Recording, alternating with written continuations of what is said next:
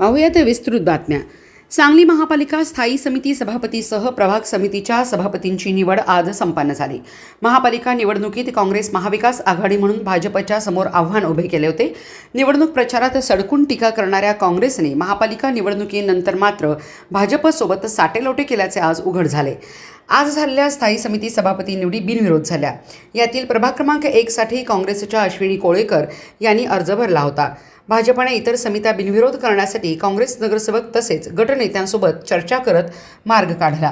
प्रभाग 1 साठी भाजपने अर्ज दाखल केला नाही, त्यामुळे काँग्रेसच्या नगरसेविका अश्विनी कोळेकर यांची बिनविरोध निवड झाली। निवडीनंतर काँग्रेसच्या तसेच भाजप नेत्यांसह नगरसेवकांनी कोळेकर यांना पदभार देत त्यांचे स्वागत केले। मात्र निवडणुकीच्या काळात एकमेकावर जहरी टीका करणारी काँग्रेस आणि भाजप या निवडणुकीत एकत्र कारभार करत असल्याचे चित्र पुढे आले।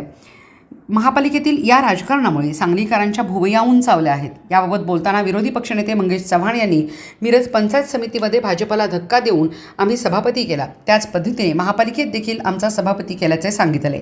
तसेच यापुढे 1.25 वर्षानंतर स्थायी सभापतीसह महापौर पद देखील काँग्रेस घेईल असे आवाहन केले। सांगली मिरज कुपवाड महानगरपालिकेच्या बऱ्याच दिवसापासून प्रभाग समिती 1 पासून 4 व महिला बाल कल्याण, समाज कल्याण व बांधकाम सभापती स्टँडिंग ह्या सर्व कमिटीच्या इलेक्शन आज या ठिकाणी पार पडल्या। संख्याबळानुसार प्रभाग समिती 1 मध्ये काँग्रेसचा सभापती या ठिकाणी झाला आहे व इतर ठिकाणी इतर पक्षाचे सभापती झाले आहेत।